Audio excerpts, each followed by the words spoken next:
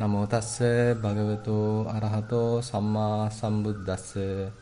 Namo tassa bhagavato arahato samma sambuddhassa. Namo tassa bhagavato arahato samma sambuddhassa. Dear Dhamma friends, we were discussing Maha Sunnata Sutta, which is in the Majjhima Nikaya. We can translate it as Greater Discourse on Voidness. Actually, before we come to this, we have discussed Anapanasati Sutta, where it is explaining in detail how to achieve in a way kind of a voidness, emptiness, or signless concentration. So some methodology is explained in the Anapanasati Sutta and basically in Satipatthana Sutta. And now we are discussing how one can further enhance it using further and further Buddha's teachings. Now in the Chula Sunyata Sutta, the smaller discourse on voidness, Buddha explained how gradually one may eliminate various perceptions, various signs, marks happening in the mind, and to eliminate them, slowly reduce them, and then simplify one's perception. So more and more simplified perception, but on the other hand, mind goes fairly deep. So if we have so many perceptions, so many preconceived ideas, so much of signs and marks overcrowded or overwhelmed your mind, then it is very difficult to recognize what is true, what is wrong, and you can't get a proper decision. But on the other hand, when you have a very clear mind, then of course there is a higher possibility that you can see the reality, you can see the big picture. As a result of that, you can take a proper decision. Now the Greater Discourse of Voidness also explains some interesting facts, basically talking about how to grow this voidness, how to enhance this voidness. Now this happens actually in the Kapilavatthu, where Buddha's birthplace. At one time Buddha was dwelling there, and at that time there is one Kala Khemaka, a Sakyan's abiding, Sakyan's dwelling place, and Buddha was staying there. And Buddha noticed that so many places are prepared for the monks. So he understood that there are so many monks gathered here. And then he inquired from Venerable Ananda, so why this so many seats are prepared? Then Venerable Ananda informed that now it is the time for preparing robes. So many monks have come together, and now we are going through that activity. So many monks are assembled here. So that is why these so many seats are prepared.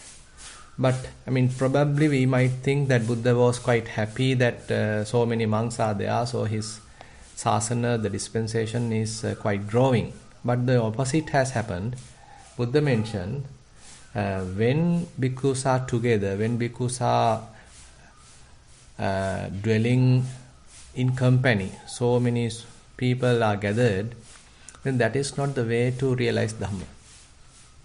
So Buddha mentioned, if one is rejoicing the society, if one is rejoicing the company, companionship, delight in company, then he may not be able to attain what is actually needed to attain through seclusion.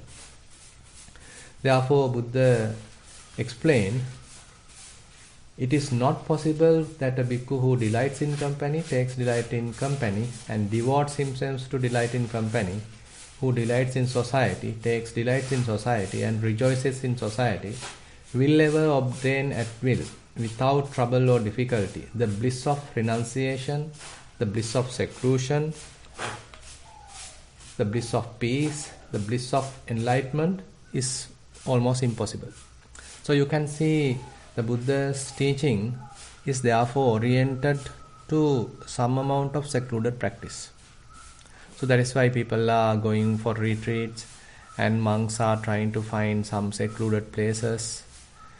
And so that aspect is fairly highlighted. Actually, it doesn't mean that one neglects or rejects all the society and just mind your own business. So that is necessary to some extent. On the other hand, when one has developed one's mindfulness, clear comprehension, some wisdom to some extent, so then you have to associate certain amount. The society, the monastery, the other colleagues or other fellow monks. So that association is also needed. So it's a kind of a balance that one has to find out. Say for example, if there is a monastery and there are say 50 monks are there, so they may come together during the alms round time. So they may, one after the other, they may going on alms round. And may once they return to the refectory, so they may have their meals together. And similarly, there may be a situation where they go for chanting. So the whole chanting may be conducted by the whole Sangha. And there may be other some activities where everyone's participation is required, like Sangha Kamma, various disciplinary activities. So they are all monks has together. But on the other hand, when it comes to the practice, so they always have to find their own seclusion. So even in a meditation hall, even though there are many monks are gathered, so once they close their eyes, so they find their private space. They find their own seclusion. So that is required actually. And if they are in a far away kutis, then while being at their secluded kutis, isolated kutis, there also they can find easily this seclusion. So the seclusion in terms of bodily seclusion, that is also important. And more than that, actually the seclusion from hindrances, chitta viveka, that is also important. And when these two are satisfied, one can aim for seclusion of defilements, seclusion of assets, so that we call as upadi viveka. So therefore these are different levels that Buddha explained in his Dhamma, and here Buddha highlights the necessity of being alone, necessity of secluded practice. And then Buddha further explained that abide in either in deliverance of mind that is temporary and delectable, or in the deliverance of mind that is perpetual, unshakable. Now these are different sides of the practice, or the fruits of the practice. So when one is developing samatha meditation, tranquility meditation, one can go through this deliverance of mind, which is coming through samatha practice. On the other hand, there is deliverance of practice, deliverance of mind, which is coming from because of the release of all the defilements. So that is the vipassana practice. So it may be a temporary situation in both situations, in both cases, but the latter one can make as a kind of a permanent solution. Say if you are practicing some vipassana techniques, temporarily sometimes your mind get released. So nothing is grasped. So your mind is appear very clear, and you feel lighter, less burdened, and the clarity is improved, and you have some well-balanced mind. So that we can say kind of a temporary release. But unfortunately, till we have various defilements, we again and again lose that deliverance. So that has to be further reinforced. One has to further remove defilements so that one's mind get further cultivated and well established in this emptiness, well established in this release. So that is actually the theme of this discourse. So what we need to understand is, so this temporary release can come through samatha practice as well. But that is quite vulnerable, that is quite temporary. But on the other hand, when one reaches that through vipassana practice, so that is also temporary at the beginning, but one may use it as a base, as a reference to further enhance one's understanding, to further enhance one's wisdom, and to eliminate various defilements. Now, therefore, Buddha explains that if one is delighted in company, delighted in the society, it is very unlikely that one may achieve such complete goal. And then Now Buddha explains how practically one may develop it. How one may achieve sunyata or voidness internally. Now different many methods are available to develop emptiness. So Buddha explains first using the internal practice. Now actually here before he going to explain that, he explained himself how he is somewhat inclined towards emptiness, because Buddha himself, being the teacher, is always being interrupted by various people. Maybe monks are coming and interrupting him, asking various questions and interrupting him.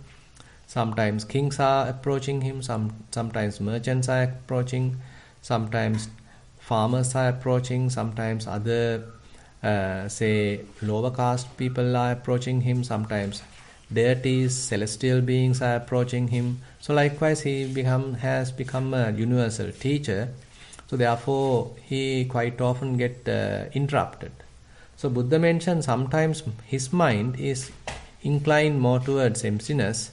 On such situation, he doesn't admire or he doesn't welcome such kind of interruptions. So therefore he mentioned when he is dealing with this kind of mentality, where his mind is more inclined towards emptiness, he like to be in the emptiness or dwell in the emptiness. During that time, if someone is coming and trying to ask a question, then his answer may be very short and always in a way concerned with dismissing them, not to encourage the company, not to encourage the discussion, rather to dismiss them quickly. So you can see, being the Buddha, he himself has placed an example. It is not that 24 hours he spent time in teaching, rather he sometimes went for seclusion for 3 months. Sometimes he go on alms round alone. And as mentioned here, sometimes he doesn't encourage the discussion, rather he wants to have seclusion, he wants to have maintain the emptiness in his mind. So likewise he has given a kind of an example to this dedicated practice. Now similarly Buddha mentioned a bhikkhu, a monk, whoever the practitioner who is following Buddha's teaching and trying to achieve some purification in his mind, so he too has to follow the same path. So you can't be always compassionate and always accept everyone and always dealing with others' business, forgetting about your deliverance, forgetting about your own goal. So therefore, time to time, we have to understand where we are. Are we going through some sort of a downfall? Have we neglected our own welfare? So that is something we need to discuss. That is something we need to recognize and give some due importance. Otherwise, ultimately what happens is we are constantly, slowly reducing our inner happiness, inner stillness, and ultimately we get lost again back in the various mundane activities, too much involvement with it, and ultimately we lose the whole balance and going through a real downfall. So that actually has explained in various other suttas as well. Say for example in Majjhima Nikaya there is another sutta called Sunnata Sutta, which I discussed in while in the Kalalgoda English medium retreat. So these are situations that we have to be a little careful of. Even when we achieve some amount of understanding, even a temporary freedom, we have to enhance it. It is not really guaranteed for us forever till we become arahants. So till one becomes an arahant, we have something to do. We have something to improve in ourselves. So therefore Buddha encourages continuous practice.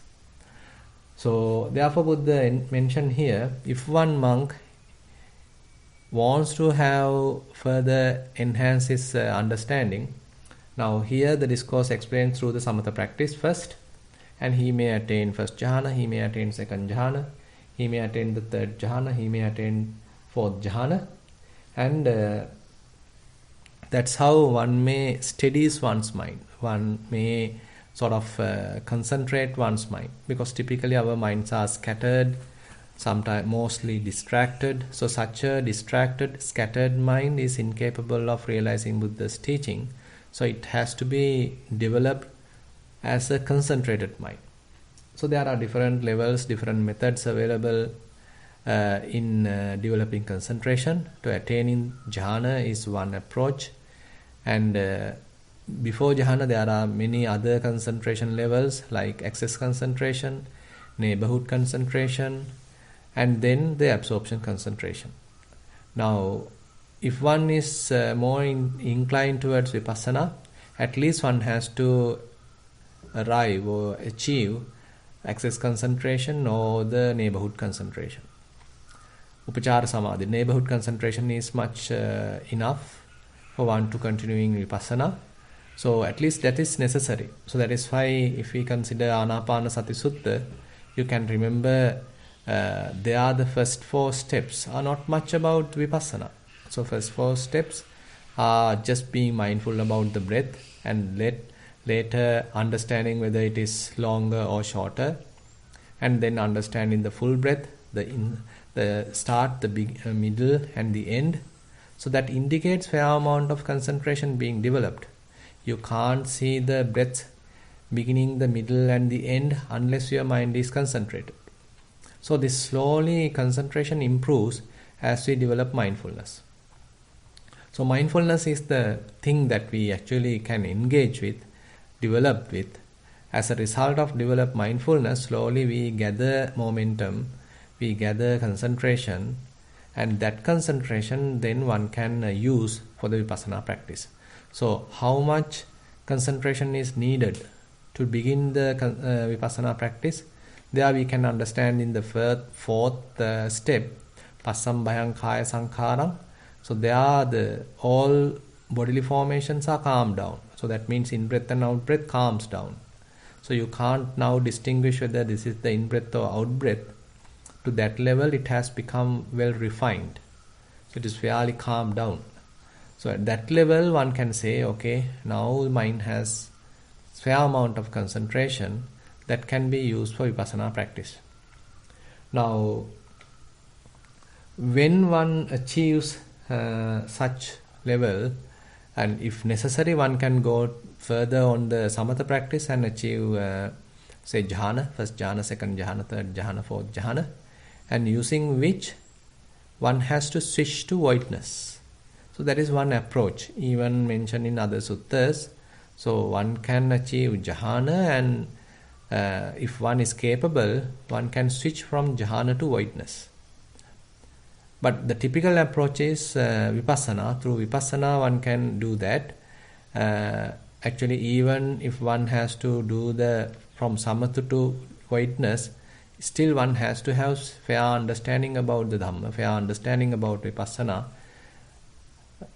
but can take the samatha as a kind of a mechanism.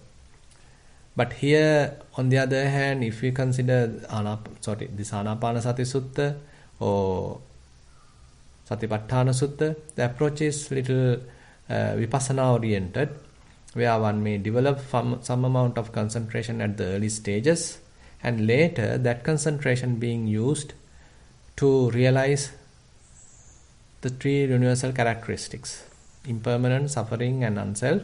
So as a result of that, one gathers fair amount of wisdom. So that wisdom helps one's mind to detach, to disengage from the ongoing process, and ultimately mind get released.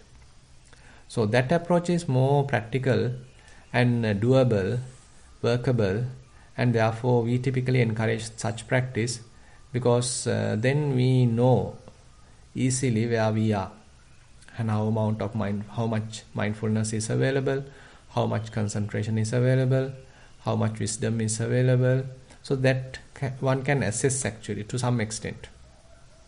So as one continue one's practice, so slowly mind develops certain qualities where one does not grasp, does not go and latch with something, does not get delighted with so much of sensual things, does not go for welcoming them, and does not go for any kind of going into it, ajjosana.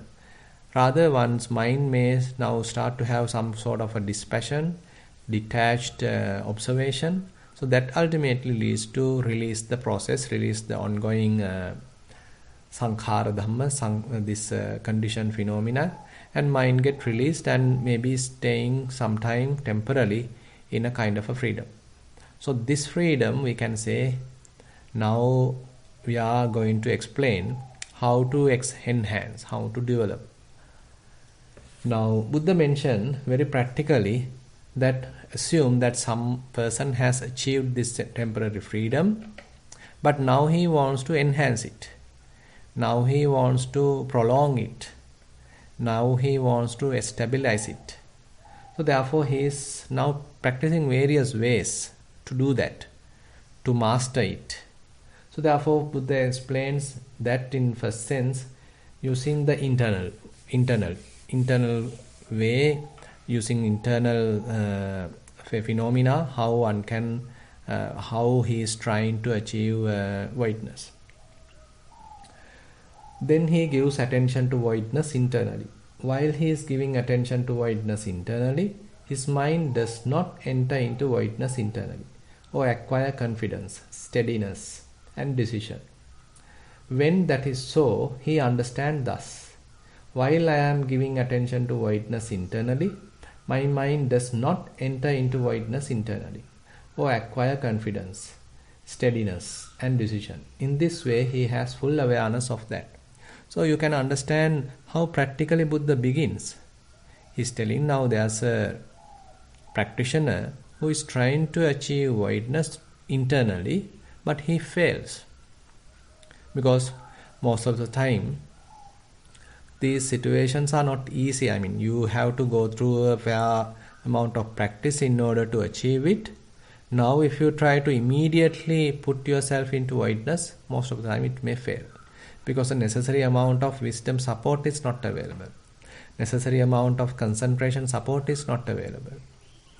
Necessary amount of mindfulness is not available. So therefore you have to again and again try hard to get this balance. So suppose you are keeping your attention on to some elements. So you can recognize there are hardness, smoothness, softness, roughness, heaviness, lightness, heat, cold, etc., etc. So different element characteristics are there, and you use that as a way of developing wisdom, developing clear comprehension. And as you are doing that, you are slowly gathering momentum, and ultimately mind get released, because you understand the impermanent suffering non-self, and using one of these techniques, understandings, your mind get released. So there's a kind of work involved. Sometimes you can't achieve it quickly.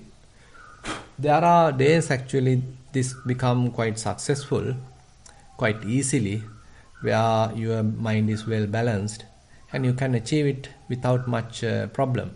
But there are other occasions, even though you practice diligently, still your mind not get released. So likewise, these are very practical situations. You can't expect perfect practice every day, every occasion. Things going up and down. So these vicissitudes themselves are actually teachers. So we don't have to discourage ourselves thinking that I achieved that on yesterday, but today my practice was kind of an utter failure. So you don't need to really discourage. So this is way it is. If yesterday everything was successful, today there is a higher possibility that you may go wrong, because you may have higher expectations. You are practicing in order to achieve what you got on yesterday. So those high expectations themselves become hindrances, and probably your say how you dealt today, how you spend your time with others, whether those are detrimental to your practice, and what you eat, what you get, how you prepare yourself, And all these many factors actually matter in order to for the practice or in order for the success of your practice. So likewise through falls actually we learn. So whenever we go wrong, it is not really a waste of time, rather it also helps us to understand how to handle it properly, and on top of that how to bear such failures. It is not that we can go through everyday kind of a success story, rather it has always ups and downs, always the 8 vicissitudes of life we have to go through. So that actually going through that, we become fairly a mature person, fairly a stable person. Even when we go through some suffering, we can quickly return, we can quickly come back to the equilibrium. The resilience is improved. So these things are really important. So therefore don't expect your practice to become very smooth and always, as people are wishing that always the Sukha Patipada, and that is how people used to wish. So, but on the other hand, when you go through ups and downs of your life, so it helps us to understand more deeper aspects of life, and again to build a fairly mature, stable, we can say the term personality, but really the mind become fairly stable. Now similarly Buddha give other explanations that he sometimes try to achieve voidness using external things. Suppose there is a kind of a sound that you can hear. It is continuously kind of a vibration, and you are trying to use that as a mechanism to enter voidness. And Buddha mentioned he fails. And another time he is using both. Internally he is trying to gather momentum to develop wisdom by observing internal phenomena, and another time he is using external phenomena to develop wisdom, but still he fails to achieve voidness. And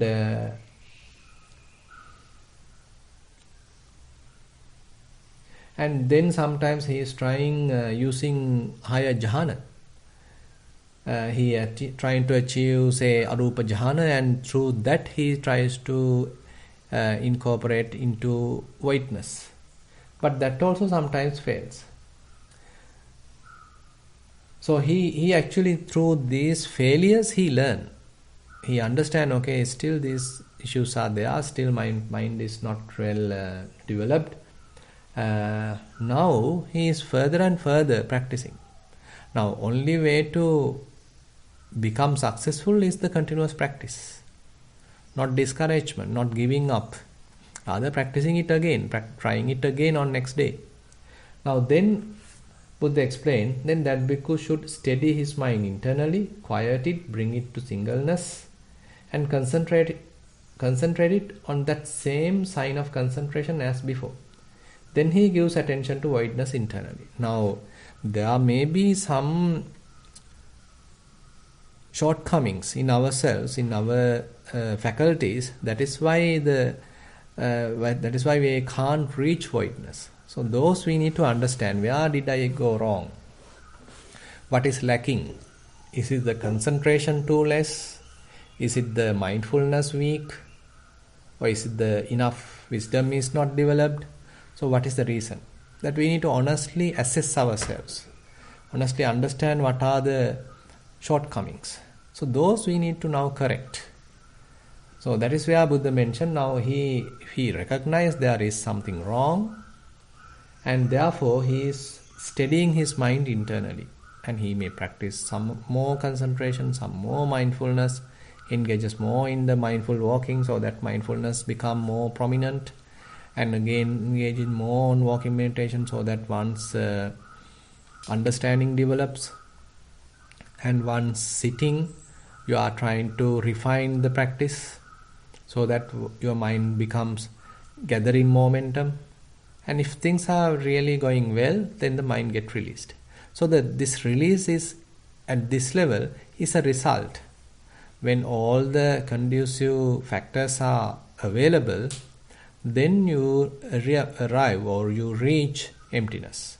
Emptiness is a result. So you can't jump to emptiness immediately. So first of all, you have to gradually develop the necessary skills. Then as a result of that, when it matures, automatically mind may reach emptiness. Now he is trying hard, and the next stage, he is become successful. He uses some internal phenomena for his observation. As a result of that, his mind get released, and his mind get going to voidness. Suppose he is using various feelings. So there are various bodily feelings available, and he is able to recognize them without attaching to them, and he is focusing his attention more closely to these various feelings. Probably he may understand it is not a single feeling, it is a bunch of feelings, and each and every individual minute feelings are very short-lived, and he is able to recognize their quick arising and passing away. So while he is observing that very precisely, automatically his mind gets released. So this is a kind of a success story. So Buddha explains that next. So after explaining the failure side, now Buddha explains the success side. And suppose externally, say there are various sounds, there are even certain sights, probably one can use skillfully to develop vipassana. So you are keeping your attention there, and you can understand certain things are dissolving. So dissolution probably may be evident for certain practitioners, especially when their concentration is very high. Probably they can see that things are rising and passing away. So he can use that as a mechanism to develop wisdom. So when that wisdom matures, so again mind get released. And probably one can use both. Internally sometime you spend, and if you feel tired you seeing the internal phenomena, probably you can sometimes spend some time observing external phenomena. So in both ways you are now benefiting, improving your wisdom. As a result of that, mind get released. And sometimes he may go through say samatha practice, and using which trying to jump to or putting your attention to imperturbability or this voidness. From imperturbability to voidness. So that is actually explained in Sunnata Sutta, how one is going through stage by stage to very refined absorptions, and from there, if one is capable, one can let go of the very refined perceptions, and one can take one's mind to signlessness or to voidness. So the various methods are available. So these are now Buddha explaining as success stories. My mind, so while I am giving attention to imperturbability, my mind enters into imperturbability and acquires confidence, steadiness and decision. In this way, he has full awareness of that. So likewise, Buddha here explains Anenjang ko manasikaroto Anenjaya chittang pakkhandati pasidati santittati vimucchati itta tatta sampajano hoti. So all these things in a way highlights mindfulness, because when you are going through your practice to gather momentum, you are quite mindful how it is fairly developing. And when you reach voidness, while being in the voidness, that also you know. So there is a repeated statement, in this way he has full awareness of that. In this way he has full awareness of that. So every time, whenever you arrive some understanding, whenever you arrive voidness, whenever you arrive a jhana, whenever you arrive some vipassana concentration, you are well aware of that. It is not kind of a delusory state. It is not some kind of a hidden state that your mind can't be hidden there. You can't have kind of a drowsiness there. You can't sleep there. So you have to have full awareness. So So this is something, another point that we can recognize from this sutta, because sometimes when people go through some certain kind of concentrations, so that concentration takes you to a place where you don't know anything, very much like sleeping. It is not really, you can't say really the sleeping, but still you don't have any awareness. So such kind of say concentrations are not really fruitful. So those have to be avoided, because if your mind get really routine to that sort of higher concentrations, once you sit, mind go and lock itself there. No use at all. You may even spend hours while being there, like lock yourself in a refrigerator. No use. But on the other hand, you can recognize in this sutta, Buddha again and again highlights, in this way he has full awareness of that. In this way he has full awareness of that. So where he is, he has full awareness. He knows where I am. He knows where his mind is. So this full awareness is very important. And he knows throughout the practice there is a certain amount of balance awareness is maintained. And once mind is get released, there also you have some balance awareness. It is not that you are going to sleep. Actually, at the beginning, mind can go to sleep as well because of lack of awareness. So that we need to rectify.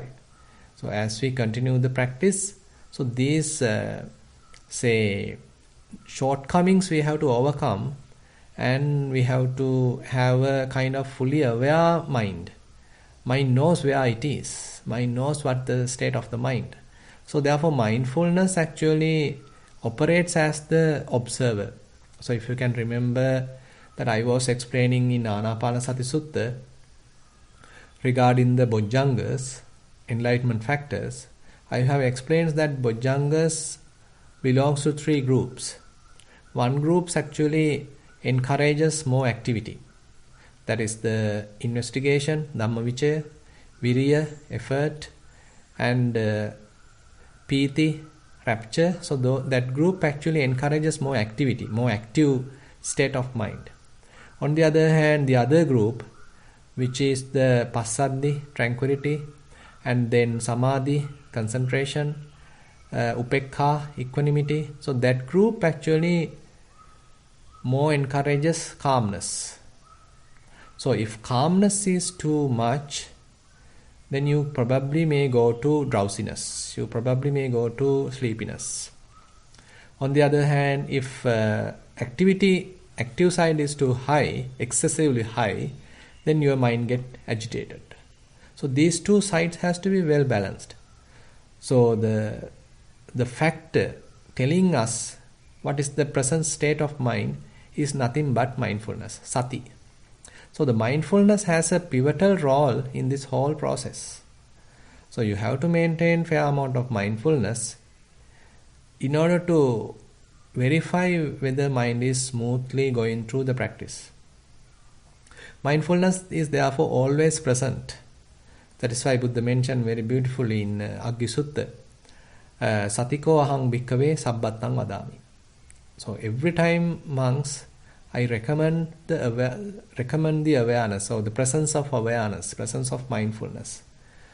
And here also, Buddha highlights every time that in this way he has full awareness of that.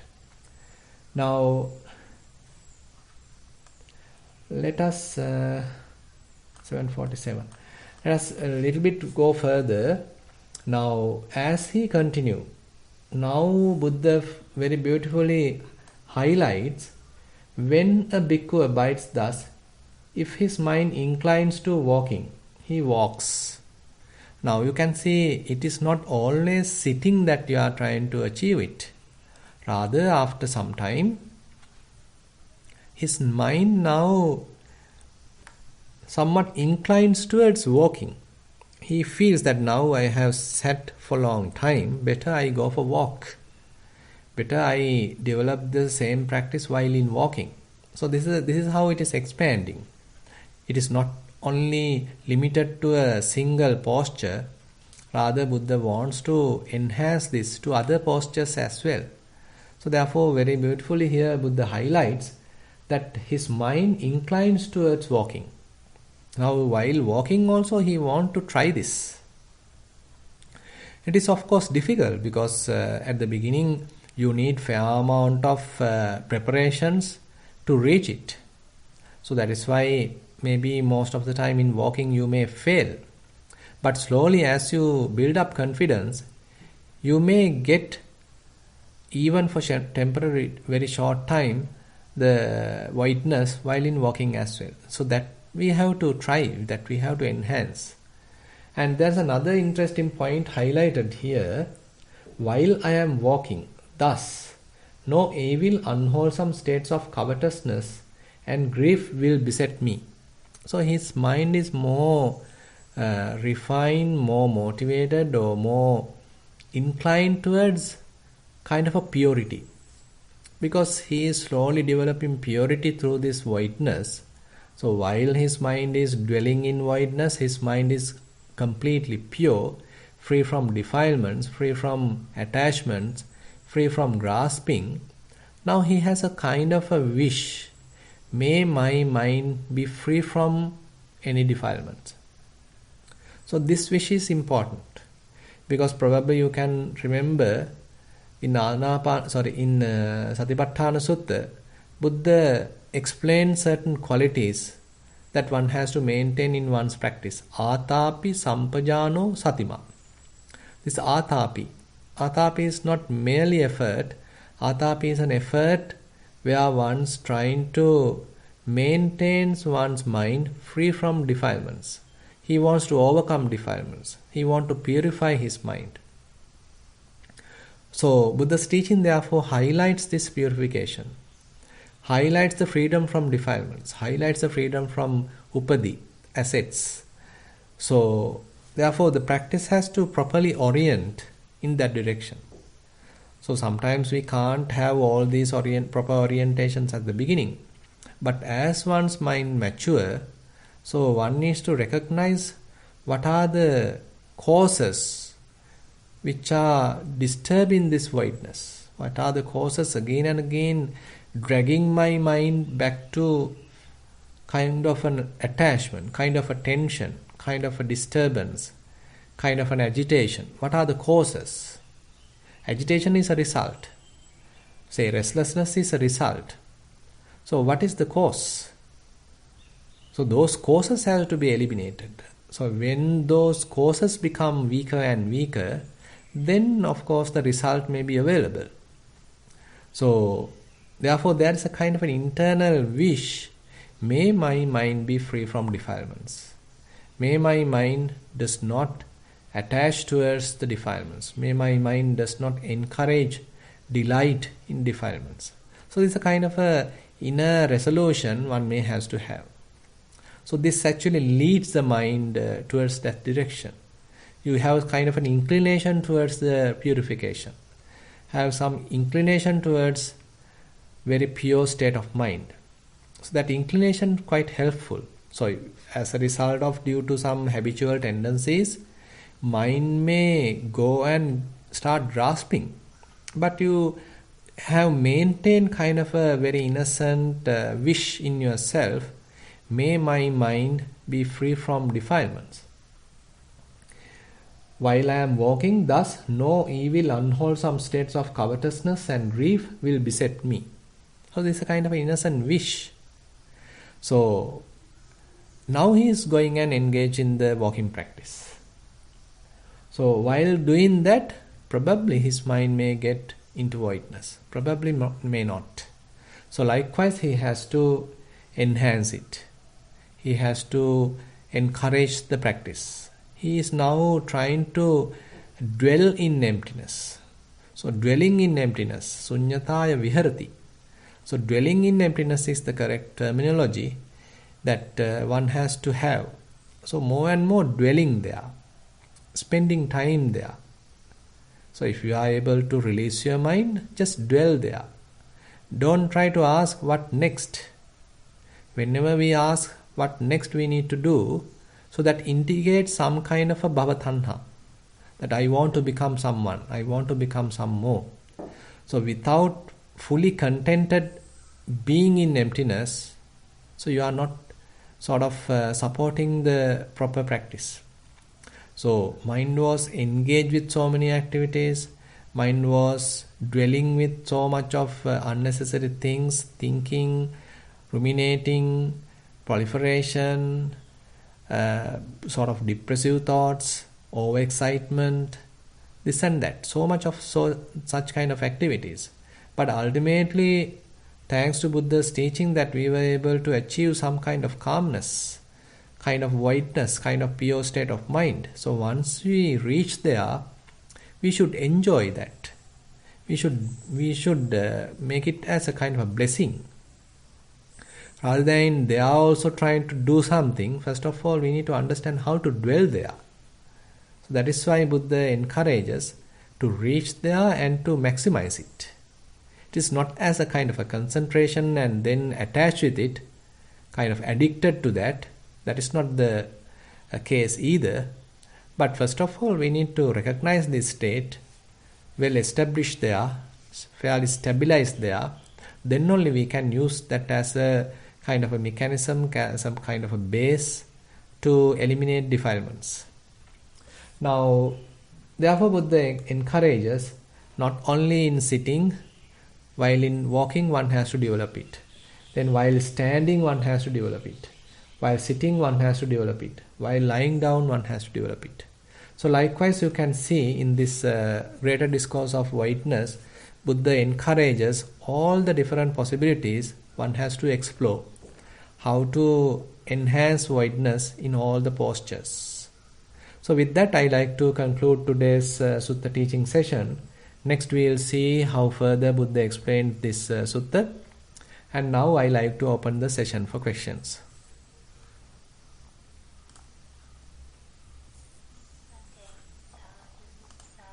Sadhu.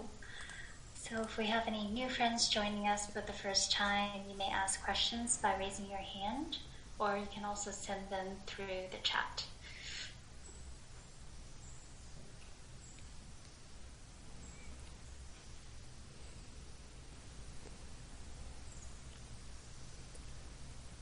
So everybody seems in voidness. So no questions. Jennifer, are you too in voidness? I don't think so, Bhante. Maybe good. Quite the opposite. Trying to think through everything that you had just mentioned and trying to fully understand. Chitta Devi, you may ask your question. Yes, thank you, Jennifer. Now, Bhante, you kept mentioning releasing the mind when you were explaining. Yes. Can you just elaborate on when you say we release the mind? Can you just explain that a little further, if you don't mind, please? Yeah. Now, say for example, I'll take say Vedananupassana as an example. Suppose yes. You are practicing Vedananupassana and you are observing various feelings, and at first you may feel, okay, this is a pleasurable feeling and this is a painful feeling. A painful feeling arises and spend a couple of minutes and then it fades away. So this is the very basically preliminary understanding that you may get. And later, as you enhance your practice, you further recognize, okay, it is not a single pleasurable feeling, it is not a single painful feeling, it is a collection of feelings. All, I mean, there may be thousands of minute feelings as a group manifest as a single painful feeling. So that understanding is another level. So you are breakthrough to the compactness, the Ghana Sanya has now broken. So you understand it is not a single painful feeling, rather it consists of thousands of minute feelings. And assume that you are further refining your attention and paying attention to each and every minute feeling. And there you may understand, okay, these are not long lasting. These are extremely transient. they quickly arise and pass away. So, I mean, it's very much like Buddha mentioned as a simile. For example, like rainfall happens to a kind of a reservoir where each and every raindrop causes to generate a water bubble and it quickly bursts. Another water bubble, it quickly bursts. So if you get the big picture of such kind of a heavy rain, you can see the surface of the water surface. You can understand, okay, they quickly arise and pass away. Similarly, such kind of a picture probably one may see through the practice especially in the Vedananupassana. So more and more you recognize that you can understand this actually not limited to pleasurable feelings. This is common to painful feelings. This is common to equanimous feelings. So all the feelings have this kind of a situation. Now you lose information about whether it is pleasurable, painful or equanimous. What you know is nothing but arising and passing away. Something is there. Everything is arising and passing away. It is so rapid and you can't recognize whether it is happy or pleasurable, painful or equanimous. That perception's gone now. Now you know something is there, some feelings are there, everything is so vulnerable, things are rising and passing away. So this is another level that you reach. And then, suppose as you continue, so this actually develops fair amount of dispassion in your mind. Now, typically, when there is happiness, pleasurable feelings, we always want to attach to that. We want to grasp it, we want to claim it. And whenever there are painful feelings, we want to reject it, we want to get rid of them. And equanimous feelings, those are quite boring, I want to jump to pleasurable feelings. So this is the typical approach we have. But now, when things become more kind of singleness, then you can't attach that and you can't even reject it and you have no control. So you become somewhat dispassionate. So your mind more disengaged in the process. So you develop kind of a separation from the process. So this is how your mind slowly release from grasping. And there may be a situation you are further enhancing this dispassion. You have fair amount of understanding and assume that this process is now become more blurred. You can't really get the sign. You can't really see whether it is circular or whether it is rectangular or whatever it is. The shape is not possible to grasp, not possible to understand. And whether it is painful, pleasurable, equanimous, that also you can't understand. You can't recognize. So all the signs, marks are difficult to get now. As a result of that, mind release, because it can't take any sign, it can't take any nimitta, it can't take any shape, any color, it can't take. As a result of that, mind become completely free from signs. That we call as release, a temporary release, and that is, I have explained through the knowing impermanence more vividly. So through knowing impermanence vividly, one's mind can get released. Then we call it as a animitta state. It becomes signless. So when it comes to voidness, actually the anatta, the non-self characteristics is more prominent. Say, when you see that this process is very vulnerable, completely transient, inconstant, where can we have a person? And it is beyond my control. They are rising and passing away very quickly due to their own reasons. It is not I am doing it. It is not some external force doing it. There are causes and conditions. They are also vulnerable. That is why the result also vulnerable. So likewise, some deeper understanding to selfless nature or a soul-free nature. You can't have a soul here. You can't have an everlasting soul here. And there is nothing significant here, nothing substantial. So that understanding, when one may grow, So it will release the mind through emptiness or through voidness. Yeah. So we can apply that also to our, when the breath breaks up, minute, and also the body gets lighter and lighter. Mm-hmm. And you can't see the solidity. That also it sort of breaks up and kind of not permanent. Mm-hmm. Because it's and also it's beyond our control. So then that is the anatta nature because it's happening. Mm-hmm. Yeah. Can So actually we can apply that to the body as well. Sure, definitely. So what actually I have explained is some bodily feelings. Similarly, you can apply to various element characteristics. Yes, the patavi. Yes. Sometimes it's easy because it's getting lighter and lighter, Mm-hmm. and you can't feel it. It is like in particles. Definitely can. Yes, so we can apply that to the same thing, right? Yes. So actually, you can use Kaya-anupassana methods, you can use Vedana-anupassana methods, and even you can use Chitta-anupassana. I mean, you can watch how thoughts coming and going. And maybe now you come through kind of silent period. There are no thoughts, absence of thoughts. Yes. So at that time, actually, you can use that as a kind of what you call absence of thoughts. You can use as a mechanism, as a kind of a pathway to achieve voidness. So that is possible. So do we then just come to a state where sort of when we are meditating, we can come to a state where everything comes to a standstill? Is that what Buddha meant by voidness? That there are no thoughts and there is nothing, like nothingness kind of thing.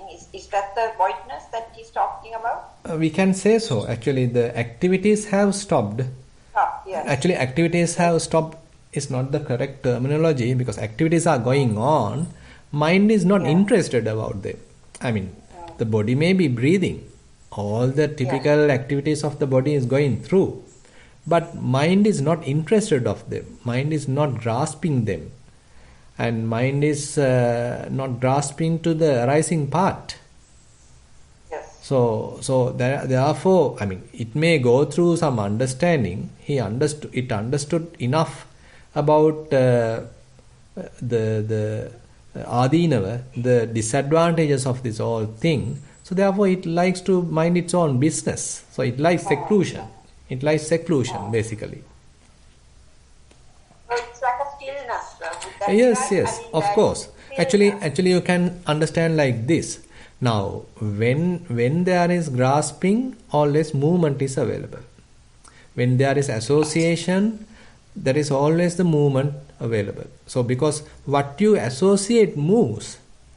What you associate is a conditioned phenomena, and whenever conditioned phenomena is concerned, it is always subject to some kind of a change, always subjected to some kind of say vulnerable situation.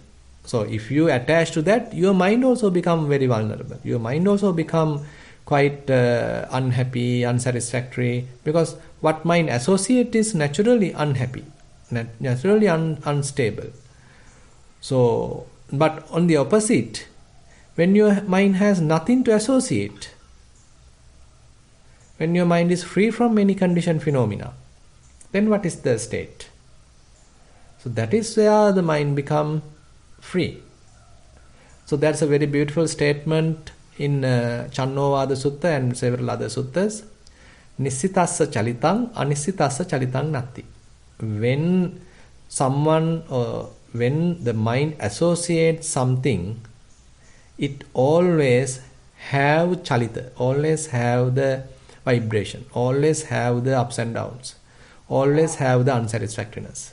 Anissitassa chalitang natti. When mind is free from any association, it is stable, it is still. Yeah, so actually this state is when the mind is resting. It's just sitting Yes. and just being Yes. without any attachment, without any excitement, without anything. Correct. It's just as if we are, like the body sits down and rests, like that the mind is sitting down and resting. Exactly. So it is not. It is a very positive feeling, I think, from my point of view. Definitely. Now we need to give due respect to the word voidness. Otherwise, Yes. when we call voidness, when we call emptiness, it can give a negative connotation, negative meaning. Yeah. But it is entirely wrong. This voidness, this emptiness is actually an absence of I-making, absence of wrong self-view, absence of any irritation, absence of any kind of say agitation, grasping, or even absence of delusion, ignorance. So this absence of all these negative things we call as voidness or emptiness. Yes, because it's a very pure state. Yes, exactly. It is void or it is impure of all these unnecessary signs, marks, perceptions, say defilements. So that is why, if you can remember the previous sermon based on the Chula Sunnata Sutta, Buddha highlights at the latter stage, so one may achieve the supreme kind of voidness when one's mind is free from all taints. When Kamasava is absent, when Bhavasava is absent, when Avijjasava is absent, then one can say his mind is in the or dwelling in the supreme kind of emptiness. Yes, and I presume that there are different stages also in that voidness. We can probably just touch it like touching our feet in the water, it's the toes only. But as you go along, it gets deeper and deeper into a more pure and pure state, right? Yes. There are many levels. Actually, that is why Buddha explained in this greater discourse of voidness that you need to enhance it. So what you achieve at the early stages is very temporary. It may last only 1 minute. It may last only 5 minutes. And you may even not notice it. So that's why we need to cultivate it so that mind get really kind of an understanding this kind of a situation is available. Otherwise we don't know even such world is available, even such kind of a skill is available in the mind. We always think that always our mind has to have something, has to think about something. Always mind wants a thought. And we define our mind as a thinking mind. If there is no thinking, we feel like no mind. Exactly. Because we then sometimes want to go back to the breath also. When we just want to feel, we want to go back to the breath. Sometimes I feel like that. Because there's nothing. Nothing.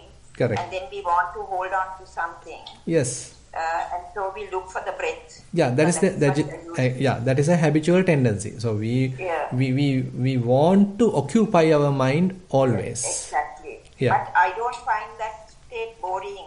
Like some people say that it's boring and they want to get up and go, but I don't find that state boring. I don't know whether I'm doing the correct thing or not. Yeah. Things as you improve your practice, so as you enhance your practice, so you don't consider it as a boredom. Yes. That's the point. Because the point is now for the mundane person, more activities he is satisfied. Less activities he defined as boredom. So that is why people are more tends towards the multitasking. So assume that he has to simply see a movie which is with less activity, no adventures, no say sexual things or any kind of agitative things. So he feel bored. He may start yawning. He may sleep. Less activities. Even it is a film, for him it is not enjoyable. Suppose someone is listening to some soft music. It may have some very soft kind of cause. Then sometimes people start to sleep because less activities. But on the other hand, if a kind of a film is quite adventurous, arousing a lot of sexual feelings, a lot of agitation, then people are not bored. They even open their mouth and look at it. Same situation. Interesting thing that the Buddha said was that we can also, with progress, reach that stage during ordinary activities. Definitely. Stage of avoidance. Yes, definitely. So that's very interesting because sometimes when we are just sitting still, we might be able to get into that stage without actually meditating. Correct, exactly. Now the point is, that's a very good point actually you are highlighting, because when we are too much prepared for meditation, so I want to meditate, now I get up or I prepare my seat, I want to sit cross-legged, I have to keep my back erect. So all these are actually necessary as a beginner, so you need to do a lot of preparations, otherwise you can't do it. But later, so these kind of too much of preparations become an hindrance, because your mind gets somewhat conditioned, and that blocks you from going to natural awareness, natural emptiness. But on the other hand, suppose you are going in the back seat, say your husband is driving a car, your driver is driving the car, and you are simply resting on your back seat, and assume that you are simply watching outside. There is no people, there is no say shops, you are going through kind of a paddy field, you are going through kind of an empty land, there is nothing there, and you are simply watching far sky is there, and your mind become easily calm down, and easily your mind may go to voidness.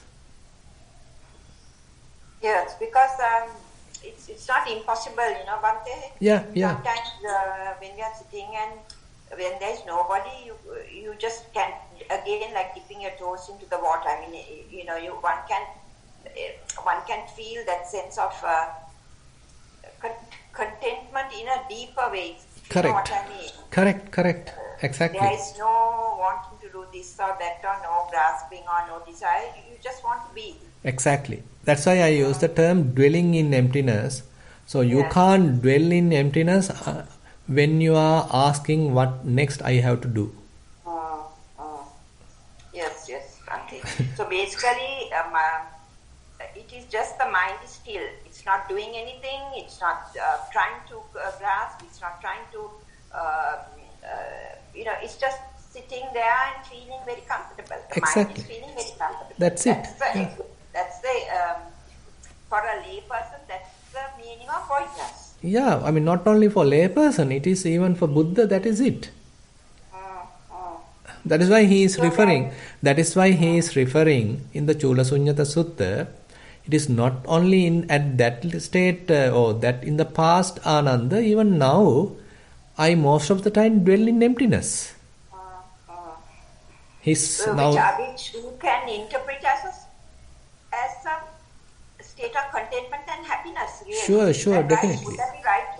Definitely, sure, definitely. Because now, I mean, your body may be walking, but mind may be still. Yes. Thank you, Bhante. I got it now. Thank you. Okay.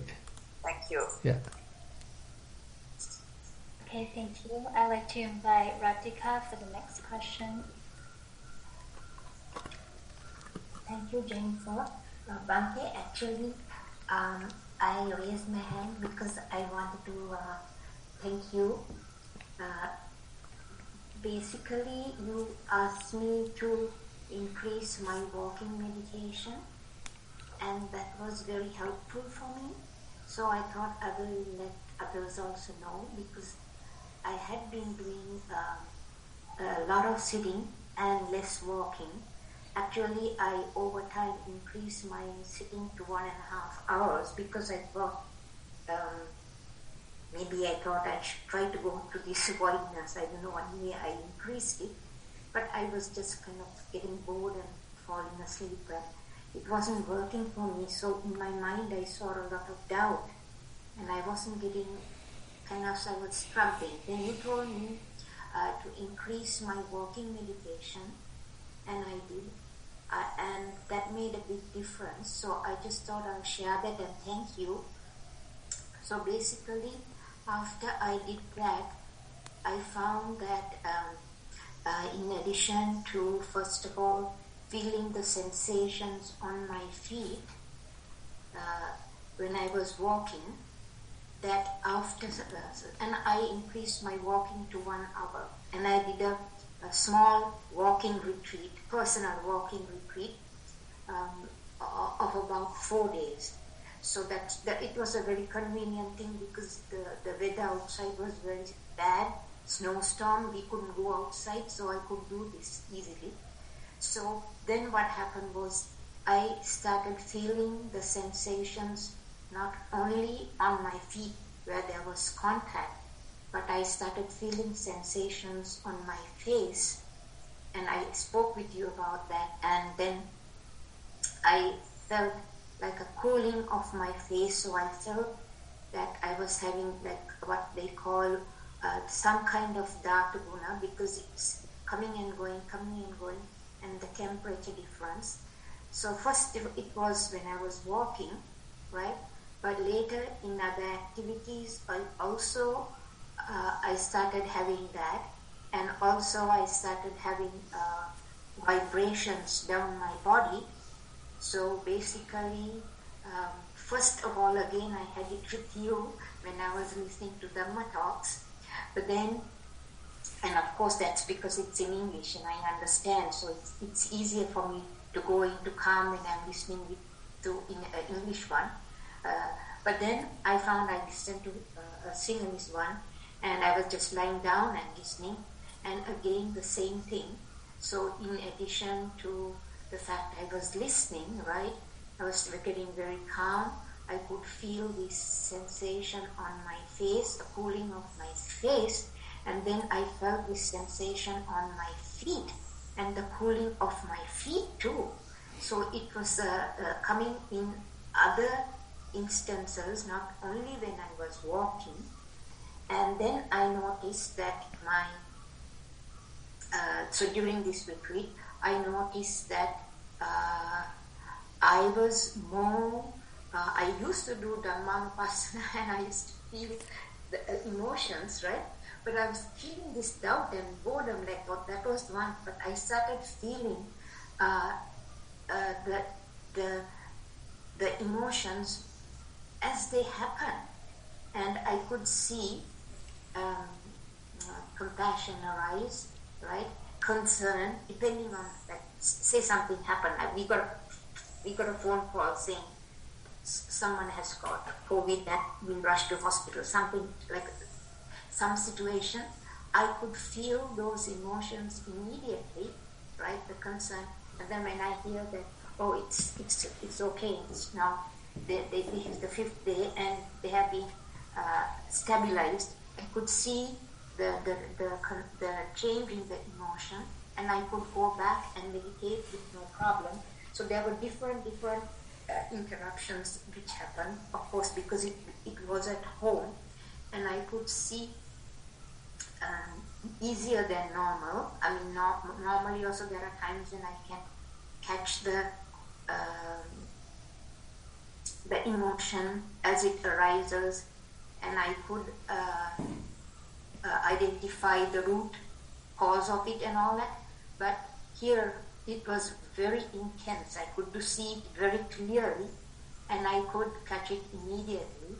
And then in the instant where there was something which was harder for me to get over immediately, like that, to see the arise and falling away and get back into meditation after something had happened, I increased my walking, and that helped me.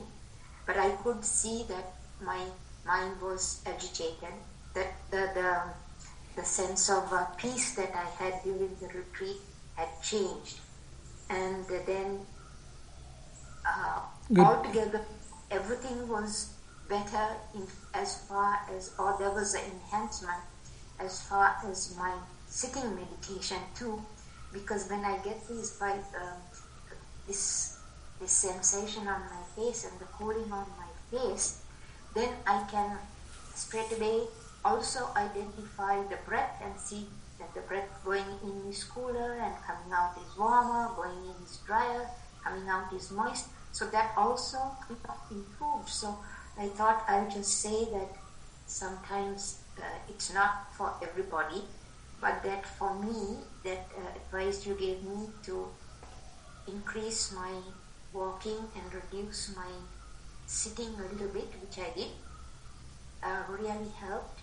And it not only helped me in the walking, but it helped me in the daily life. When, like I said, in the retreat, the phone rang twice and we had some conversation, somebody came. In those instances too, being able to see my emotions, and also in my sitting meditation. So I just wanted to thank you. Good. Too much merit. Yeah, welcome. Okay, I think that's all. There are no more questions. Sorry. Yes? Actually, there's one more question. It was sent through the chat. Uh-huh. Okay. It says, Bante, thank you for clarity. Still, I am wondering whether we are supposed to pay attention, which is proactive, or just become aware of what is arising as an observer of what we experience without any expectation. Thank you. Actually, while you are dwelling in emptiness, there may be things that you can hear, because you are not dead. Your mind, your faculties are so sharp. Only thing is, you may hear, but mind is not interested and going involved with them. Mind is not involved with them and asking what is it, why it is happening, who is doing that noise, making that noise, why he is doing that noise, blah blah blah. So that is missing. Mind simply hears it, that's it, done. That is why Buddha explains to Venerable Maha here, ditte dittamattam bhavissati, seeing is just seeing. Sute sutamattam bhavissati, hearing is just hearing. Mute mutamattam bhavissati, what you smell, what you taste, what you feel through your body, that's it. And viññāte viññātamattam bhavissati. There may be sometimes thoughts coming to your mind and you notice it and gone. It's gone. Assume that a single thought arises and it goes or it leaves your mind as a single thought. You are not adding to it, you are not coloring it, you are not fabricating on it. It is simply going. So your mind is very much reflective in that sense. It is not absorbing anything, rather it is reflecting everything. It's like a mirror. So therefore, you can hear, of course, but it is just a hearing. You can see, it is just a seeing. You can smell, cognize everything, it is just a cognition. That's it. So that is how we have to enhance our mind. So at the beginning you can't maintain it because these certain things penetrate the mind and it may get your mind involved with them. But slowly we are increasing our ability to not to get involved. Not to get involved means things are there, you are fully aware, but there is no inner chatter, there is no inner agitation, there is no mental proliferation brought or kind of build out of that. So this is the practice actually we need to move forward. Yeah. Thank you, Bante. May I also ask a question? Okay. So I have experienced certain meditation sessions where the mind is just aware and it's not, attaching to this or that. It's just aware, and there's this nice tranquility available.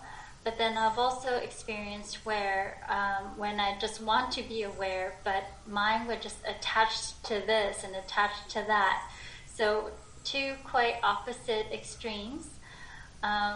In the latter case, Bante, is that when we should apply or go back to the basics of, using the breath or arising and falling as our anchor to kind of lessen this attachment of the mind so that we can just sit with just bare awareness? Can, yes. Now, thing is, even though we discuss these some skillful things, so immediately we can't achieve it because we have some inherent latent tendencies. So due to that, sometimes they become active, more proactive, and then again go and grasp. So then the mindfulness will show us, okay, again the mind has grasped something. So at that time we have to use some mechanism to release the mind. So sometimes just looking at it, just knowing it, just being mindful about it would be enough. Then mind may simply leave it aside and simply become free. So that is the best way, and if it happens, no problem at all. And on the other hand, certain other times it doesn't work in that way. Mind still holding, mind still grasping. Then probably we can apply certain other methods like explained in the Indriya Bhavana Sutta, where you see that how burden it is. How you have lost your lightness, you have lost your sort of calmness. That is no more. Again, mind has become crowded. Mind has become colored. So you understand this disadvantages of this grasping. Once you understand that, slowly reminding the mind of that freedom, reminding the mind of that simplicity, clarity, equanimity, then slowly mind may return back to that state. Or else you understand this nature, this new grasping nature is a result of fabrication, result of construction, result of your own additions. You yourself has sort of weaved the net. So you understand that kind of a constructed nature that also helps to disentangle the whole thing or unentangle the whole thing. And on the other hand, probably you can see what you grasp is impermanent. So there is something you have grasped. So that thing you are now little observing. Is it constantly available, or is it changing? Is it, is the same intensity available? So likewise you do little analysis, observation, and that also helps to understand, yes, it is impermanent, no point of grasping. So that kind of an understanding probably can grow. And on the other hand, so due to weak mindfulness, mind go and latch onto something. Say you feel kind of boredom, probably. As a result of that, mind go and attach with something. Now slowly mind get tensed. So that also you can probably notice. At that time you need to arouse little amount of mindfulness, as you mentioned. So you are now little sort of triggering the mindfulness. You are more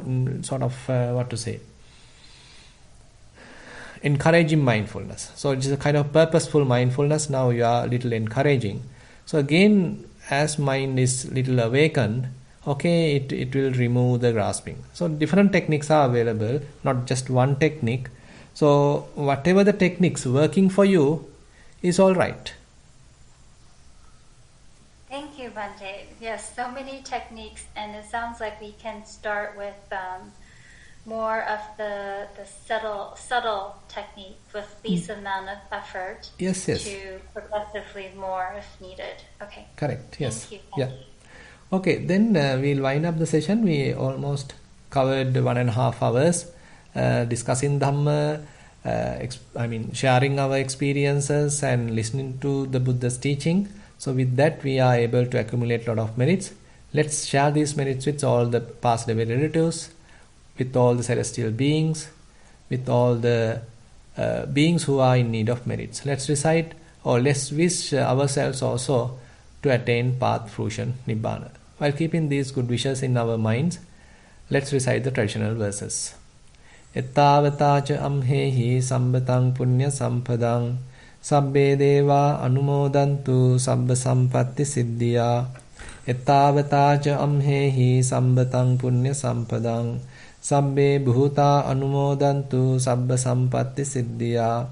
එත්තාවතාච අම්හෙහි සම්බතං පුඤ්ඤ සම්පදං සබ්බේ සත්තා අනුමෝදන්තු සබ්බ සම්පatti සිද්ධියා ආකාසට්ඨා ච බුම්මට්ඨා දේවා නාග මහිද්దికා පුඤ්ඤන්තං අනුමෝදිත්වා චිරං රක්ඛන්තු ශාසනං ආකාසට්ඨා ච බුම්මට්ඨා දේවා නාග මහිද්దికා පුඤ්ඤන්තං අනුමෝදිත්වා චිරං රක්ඛන්තු දේශනං ආකාසට්ඨා ච බුම්මට්ඨා දේවා නාග මහිද්దికා පුඤ්ඤන්තං අනුමෝදිත්වා චිරං රක්ඛන්තු මම් පරං ඉදං වෝ ඥාතිනං හෝතු සුඛිතා හොන්තු ඥාතයෝ ඉදං වෝ ඥාතිනං හෝතු සුඛිතා හොන්තු ඥාතයෝ ඉදං වෝ ඥාතිනං හෝතු සුඛිතා හොන්තු ඥාතයෝ ඉමිනා පුඤ්ඤ කම්මේන මාමේ බාල සමාගමෝ සතං සමාගමෝ හෝතු යාව නිබ්බාන පත්තියා